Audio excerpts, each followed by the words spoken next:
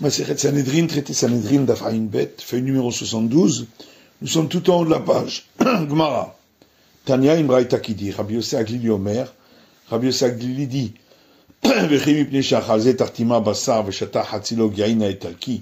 est-ce que parce que celui-là a mangé le poids d'un tartimar de viande et a bu le volume d'un demi-log de vin italien, Amra Torah Yetze le Beddin Isakel, juste à cause de cela, la Torah a dit qu'il doit sortir au tribunal rabbinique pour être lapidé, et là, il y a Torah, les soldatos chez Ben Sourero mourir.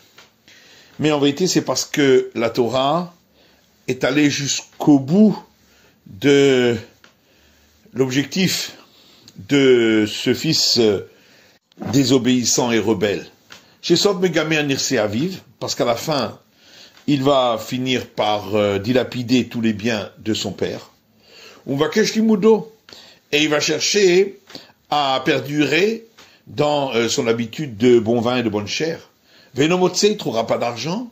Viotse le Parchat Drachim, il sortira sur les carrefours des routes, Umelastem et Abriot, et il brigandera les créatures et viendra les tuer. Amra Torah Yamut Zakai va Yamut Chayav. C'est pourquoi la Torah dit, mieux vaut qu'il meure alors qu'il est encore innocent, plutôt qu'il meure lorsqu'il est coupable. Chez Mitatan, chez le Rechaim, car la mort des mécréants, Hana'a la'em va hana'a la'olam. C'est un profit pour eux, c'est un profit pour le monde, pour qu'ils arrêtent, qu'ils cessent leurs bêtises. Par contre, pour les justes, leur mort est mauvaise pour eux et mauvaise pour le monde, parce qu'ils cessent de faire des bonnes actions. Le sommeil qui vient à cause de la boisson de vin des impies, c'est bon pour eux et c'est bon pour le monde, car pendant ce temps, ils ne font pas de bêtises. Le tzadikim, par contre pour les justes, c'est mauvais pour eux et mauvais pour le monde, parce que ils ne font pas de bonnes actions. Sheket la reshaim, la paix pour les impies, c'est mauvais pour eux, c'est mauvais pour le monde, parce que elle les amène à faire des bêtises. Le tzadikim, par contre pour les justes, c'est bon pour eux, c'est bon pour le monde, car ils feront de bonnes actions. Pizo la reshaim, la dispersion des impies, c'est bon pour eux, c'est bon pour le monde, parce qu'ils ont moins de force pour faire des mauvaises actions. Mais la tzadikim, par contre pour les justes, leur dispersion est mauvaise pour eux, mauvaise pour le monde, parce que ils n'auront plus la force de faire autant de bonnes actions. Matnitin Mishnah, Haba Bamarteret, le voleur qui vient par un tunnel qu'il a lui-même creusé, Nidon al-Shem Sofo. On a le droit de le tuer, parce que lui aussi est jugé à cause de la suite. C'est que, puisqu'il est tellement avide de vol, il risque de tuer celui qui s'interpose devant lui, donc le propriétaire. Et donc c'est pourquoi on a le droit de le tuer. Ayab Marteret, Shabaret Echavit. S'il venait par le tunnel qu'il avait construit, et en faisant cela, il a cassé une barrique de vin, Imeshto Damim. Si l'effusion de son sang est interdite, alors Chayav, il doit rembourser. Imein lo Damim, si l'effusion de son sang n'est pas interdite, donc il est condamné à mort, patour, et il est dispensé de payer, puisqu'on lui donnera la punition la plus grave, selon la règle de la Torah. Kmara. Amarava, Ravani Maïtama Marteret. Quelle est la raison pour laquelle celui qui vient dans un tunnel, on a le droit de le tuer? Chazaka, Enadam Amid Atzwal Mamono. Parce que il y a une présomption qu'un homme ne se laissera pas faire voler ses biens. Behai, et donc ce voleur, Memar Amar, se dit, Iazina Kaila Païvlo Shavikli. Lorsque j'arriverai là-bas, le propriétaire va se tenir debout devant moi et va m'empêcher de voler. Et donc, s'il se tient devant moi, je le tuerai. La Torah Amra, c'est pourquoi la Torah a dit, Imba le Horgar, Ashkem le Horgo. S'il vient te tuer, dépêche-toi de le tuer avant. Amarav, Rav dit, Abab Marteret de Natal Kelim, celui qui venait par un tunnel qu'il avait construit. Et il a pris des objets du propriétaire, Veyatsa, il est ressorti, Patour, il est dispensé de les rendre. Maïtama, pourquoi? Bedamim kananhu. Étant donné que l'effusion de son sang est permise, donc il a acquis ces objets, puisqu'il est dispensé de cette sanction. Rava dit, Mistab Rabilté des Rav, pour moi, c'est logique que l'enseignement que Rav a donné, Béché Shiber, c'est seulement dans le cas où il a cassé des objets, des Leitnéou, parce qu'ils ne sont plus là, et donc il s'agit de remboursement, et il en est dispensé. Aval, Natal, par contre, s'il avait pris des objets, dans ce cas-là, il n'est pas dispensé de les rendre parce qu'ils appartiennent toujours au propriétaire. Ve Haelokim, cependant, je peux faire un serment à Marav Afilou Natal, que lui, Rav, pense que même dans le cas où il a pris des objets, il est dispensé. Dea Yesh Lodamim, puisque dans le cas où l'effusion de son sang n'est pas permise, Ne'ensu, si les objets avaient disparu par force majeure, Chayav, il doit les rembourser. Alma, Birshute Kalme. C'est donc qu'ils sont considérés comme étant dans son domaine. Hanami Birshute Kalme. Et donc ici aussi, on considère qu'ils sont dans son domaine, et donc il n'a pas besoin de les rendre.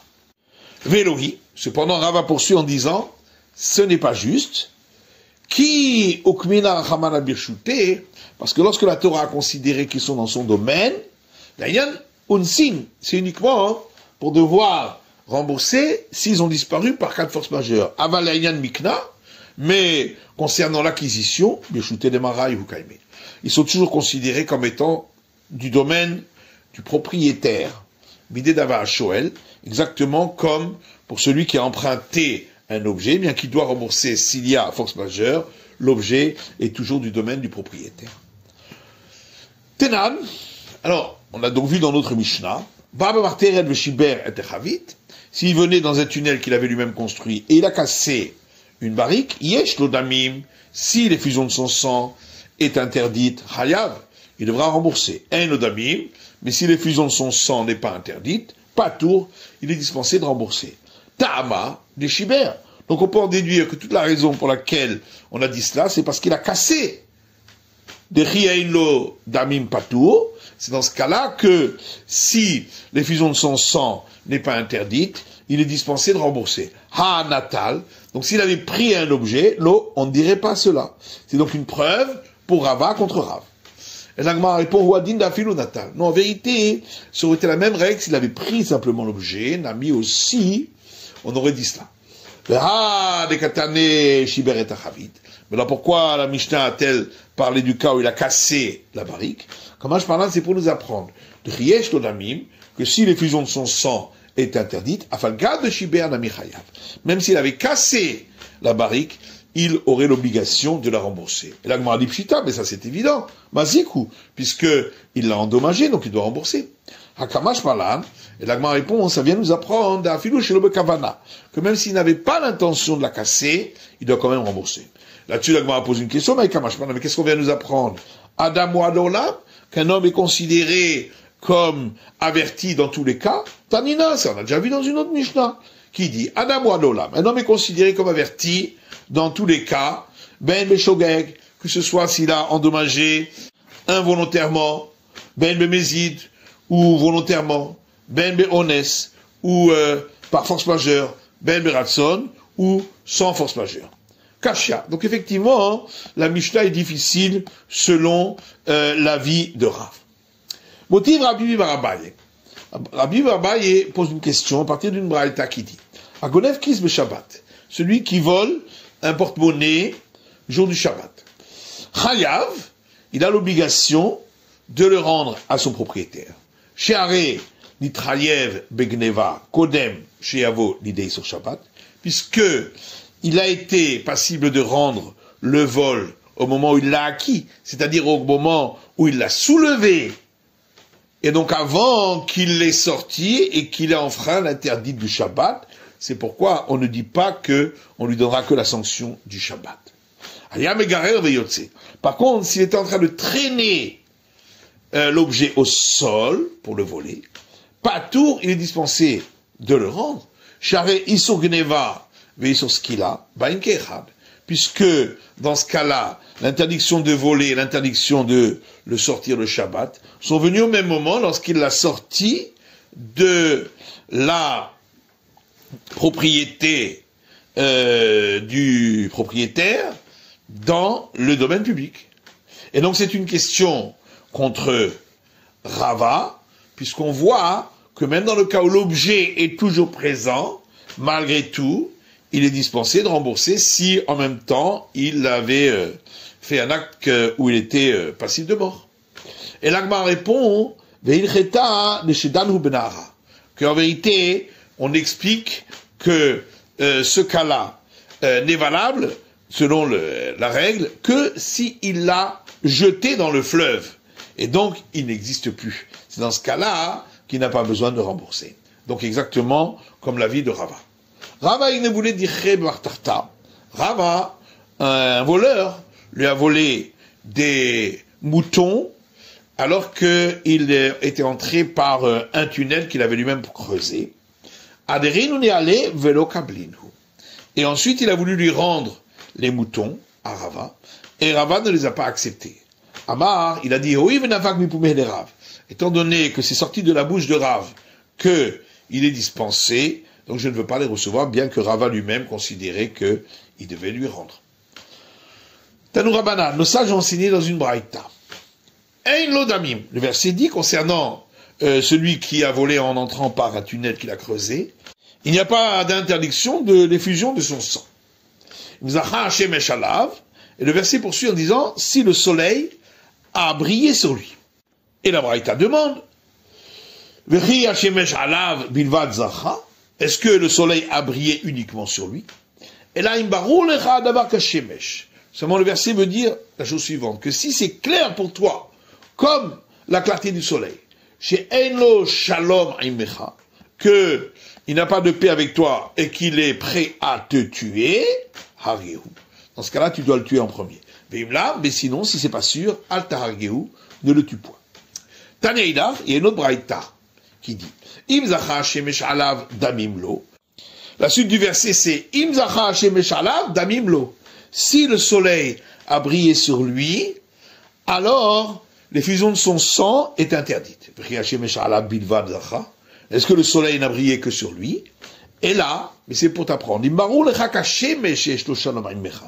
si c'est clair pour toi, comme la lumière du soleil, que il est en paix avec toi et qu'il ne te tuera pas, Alta Hargehu, ne le tue pas.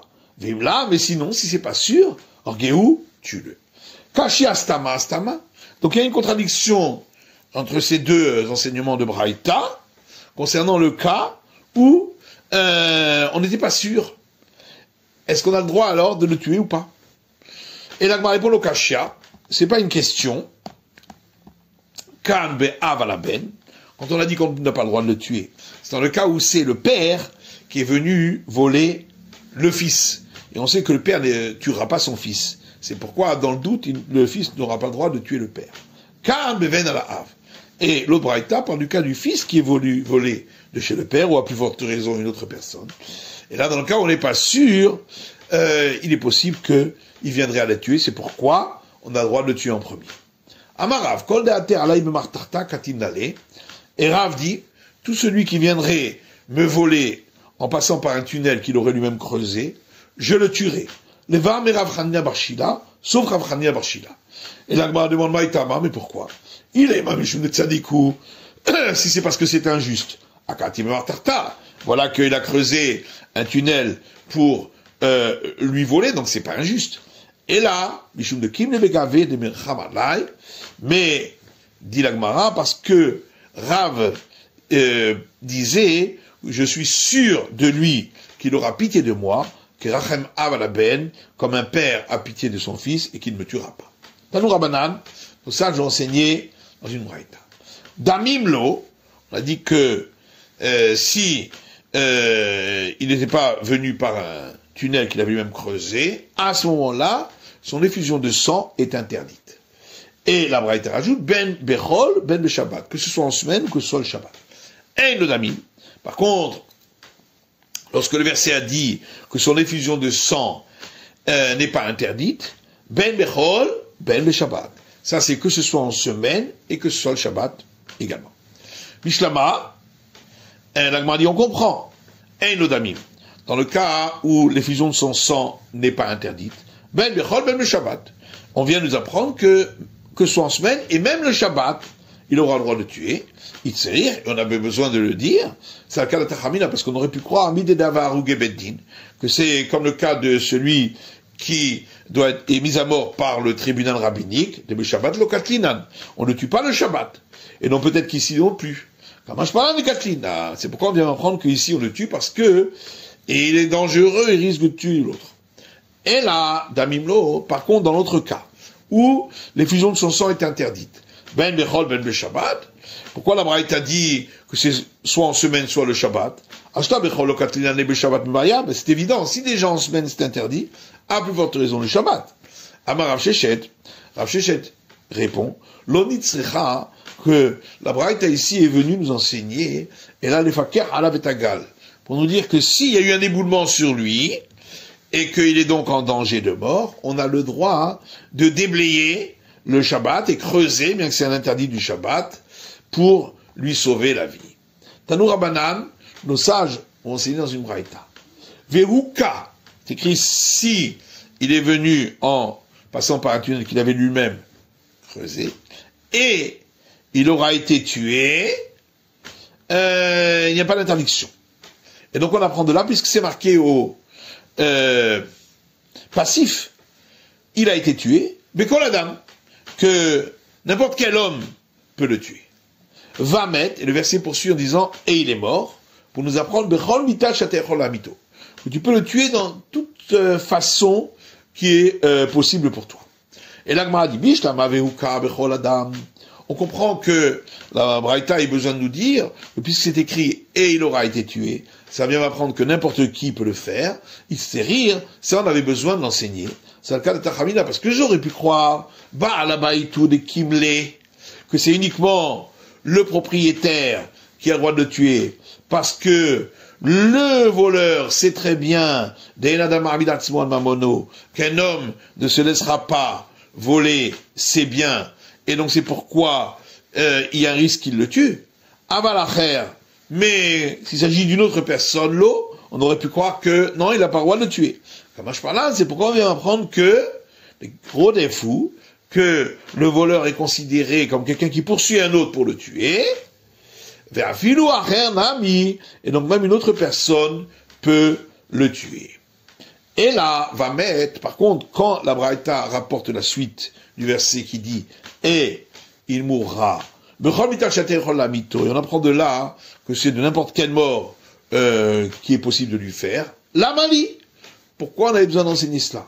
Mais Navka, ça on apprend déjà de la règle concernant l'assassin des Tanya, parce qu'il y a une braïta qui dit, où le verset dit, mourir, il sera mis à mort, celui qui l'aura tué, c'est un assassin. Eli et la Bamita Mourabo. La braïta dit, de là j'apprends uniquement de le tuer par la peine de mort qui a été dite à son sujet, c'est-à-dire par le glaive. D'où sait-on que si tu ne peux pas le tuer par la peine de mort qui est écrite à son sujet, que tu auras le droit de le tuer par n'importe quelle peine de mort que tu auras la possibilité de faire, c'est pourquoi le verset dit, mourir il sera mis à mort, mikol makom. Cette répétition vient nous dire dans toutes les façons possibles. Donc pourquoi on n'apprend pas de là-bas? L'Agma répond, Shane Atam, là-bas c'est différent. Parce que le verset dit explicitement, mourir il sera mis à mort, et on apprend du redoublement du mot. Et l'Agma dit, alors on n'a qu'à le déduire de ce cas-là. L'Agma dit, Michou n'avait rotsé avec Goël Adam, je t'ai tué en Vinkechad. Parce que, il y a deux cas, celui de l'assassin, et celui de celui qui a tué involontairement, et qui n'était pas dans la ville refuge, que le vengeur de sang a le droit de tuer. Et dans les deux cas, le verset dit qu'on peut le tuer de n'importe quelle manière. Et puisque le verset l'a dit donc dans ces deux cas, Donc il n'avait pas besoin, il aurait pu apprendre l'un de l'autre. Eh bien, nous appliquerons alors la règle, dans tous les cas où la Torah a donné la même règle dans deux cas différents, en melamdin, ça veut dire qu'on ne peut pas déduire de ces cas-là, puisqu'on n'a pas pu déduire l'un de l'autre. Tanu Rabbanan, nos sages ont enseigné dans une braïta. Marteret, le verset 10, il est entré par un tunnel. En yela Marteret. De là, j'apprends uniquement le cas où il est entré par un tunnel. Gago, s'il est passé par le toit, Hatsero, ou par la cour, le carpifo, ou par un enclos. Minaï, d'où est-ce que je sais que dans ce cas-là aussi on peut le tuer? Parce qu'il cherchait un stratagème pour voler. Tamoulomar, c'est pourquoi le verset dit, Yimmatse Aganav. Il sera trouvé le voleur, et ces mots sont en trop, Mikol Makom, pour dire, de toutes les manières qu'il a agi par stratagème pour voler.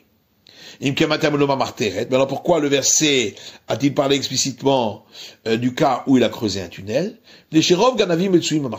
Parce que majoritairement les voleurs ils passent par un tunnel. Tanya Idar, autre braïta, Marteret, c'est écrit un tunnel. En yela Marteret. De là j'apprends uniquement dans le cas où il est passé par un tunnel. Gago Hatsiro Bekarpifo Menaïn. S'il est passé par le toit, par la cour, par l'enclos, d'où est-ce que je sais que là aussi, on peut le tuer? Talmud Lomar. C'est pourquoi le verset dit, Yimatsé Aganav, il sera trouvé le voleur, et ces mots sont trop, Mikol Makom, pour dire dans tous les cas où il a cherché un stratagème pour voler. Talmud Marteret. Mais, alors pourquoi la Torah a-t-elle parlé du tunnel? Pour dire Martarto Zuyatrato. S'il est passé par un tunnel, on n'a pas besoin de l'avoir averti, c'est comme s'il avait été déjà averti, et on peut le tuer. Amar Ravuna dit, Katana Rodef, un mineur qui poursuit quelqu'un pour le tuer, Ditana Atsilo Benafsho, on a le droit de sauver l'autre en tuant le poursuivant. Kassavar, parce que Ravuna pense, Rodef Enotechatra'a, que le poursuivant, on n'a pas besoin de l'avertir, et donc, l'Oshana Gadol, l'Oshana Katan. Il n'y a pas de différence s'il est majeur ou mineur, puisque de toute façon, il n'y a pas besoin d'avertissement. Et Tivé Ravrizda le Ravuna. Ravrizda objecte contre Ravuna à partir de la Mishnah suivante, qui dit que lorsqu'une femme a des difficultés à accoucher et elle est en danger de mort, on a le droit de tuer le petit pour le faire sortir par morceaux, pour sauver la mère, parce que le petit n'est pas encore né, donc sa vie est moins importante que celle de la mère. Yatsa Rocho, par contre, si le petit avait déjà sorti sa tête, donc il était considéré déjà comme sorti de la mère, en Ogribo, on ne peut pas le toucher, le fichen dochin nefesh, nefesh, parce qu'on ne peut pas tuer une vie pour en sauver une autre. Vermaï, et l'agma demande, mais d'après Ravuna, on peut poser une question, pourquoi? Même s'il est mineur au défaut, voilà qui poursuit la mère, puisqu'à cause de lui, elle va mourir. Donc on devrait le tuer. L'agma Lishaniatan, là-bas c'est différent, c'est par le ciel qu'il la poursuit, c'est pas du tout de sa volonté, et donc c'est pourquoi on peut pas le tuer.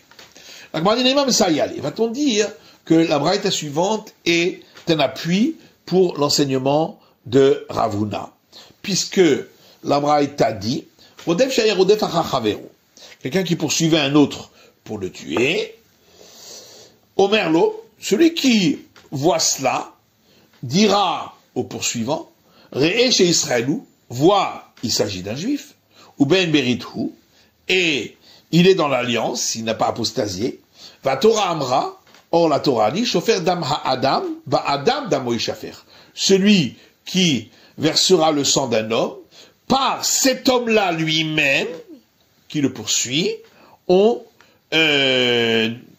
fera couler son sang. Amra Torah, et donc la Torah dit, Atzel damo shelze, bedamo shelze, sauve la vie du poursuivi en tuant le poursuivant. Or ici, la Braïta ne dit pas qu'il faut il dit j'accepte et malgré tout je vais le tuer. Ce qui est le cas en général. Donc on voit qu'on n'a pas besoin d'un véritable avertissement, et donc on peut en déduire également que la règle est valable aussi pour un mineur, qu'on n'a pas besoin de véritable avertissement, donc c'est une preuve pour Rav Huna.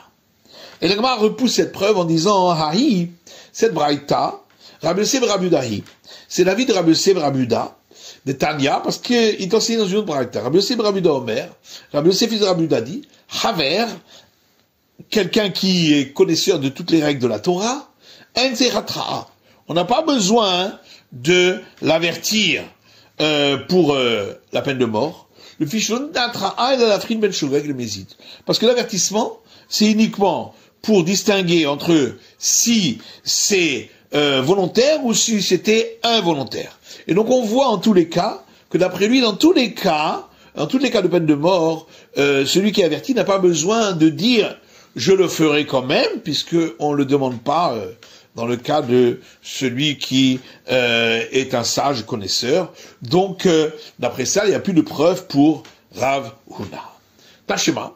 La Gemara dit, viens et écoute une question contre Rav Huna, à partir d'une braïta qui dit, Rodef Shaya Rodef Achachavero le Horgo. Si quelqu'un poursuivait un autre pour le tuer, Amarlo, et un autre l'a vu, lui a dit, et chez Israëlou, vois, celui que tu poursuis, c'est un juif, ou Ben Beritou, et il fait partie de l'alliance, il n'a pas apostasié. La Torah Amra, et la Torah a dit, Shofer Dama Adam, Ba Adam Damoy Shafer, celui qui fait couler le sang d'un homme, c'est par cet homme-là lui-même que on le tuera pour sauver l'autre. Imam Yodé Anishuken. Et si l'autre répond, je sais qu'il en est ainsi, Patour, il est dispensé de la peine de mort puisqu'il n'a pas dit, je suis prêt à me laisser tuer. Ah, mais là, mais s'il dit, je le fais sachant que je vais être tué, Hayav, dans ce cas-là, il est passible de mort. Donc on voit qu'il faut un véritable avertissement. Et l'Agma dit, l'autre non, en vérité, cet enseignement, on en a besoin dans le cas des Kaïm des Nara, que celui qui a vu la scène se trouvait de l'autre côté du fleuve, de l'Omatsiatsule. Et donc de toute façon, il ne peut pas sauver celui qui est poursuivi. Maïka. Et alors, la seule chose qu'il peut faire, des baïa et touiller le Bédina. C'est l'amener ensuite au tribunal rabbinique après qu'il l'aura tué. Bédina, baïatra. Et là, pour le condamner à mort par le tribunal rabbinique, effectivement, il faut un véritable avertissement. Ibaïtema, et si tu veux, je peux donner une autre réponse. Amalcha Ravuna. Ravuna peut te répondre en disant, Ana de Amre Ketana de Marteret. Il dit effectivement, cette braïta, elle va à l'encontre de mes paroles, mais moi, je suis la braïta qui a parlé du fait que la Torah a parlé d'un tunnel, d'Ama Martarto Zuatra Ato, et qui a dit le fait qu'il a creusé un tunnel, c'est ça son avertissement. Et donc, on n'a pas besoin d'un avertissement d'après cette braïta, et c'est pourquoi, même le mineur aussi, on peut le tuer. C'est la fin de l'étude du Daf Ayin Bet de la feuille numéro 72.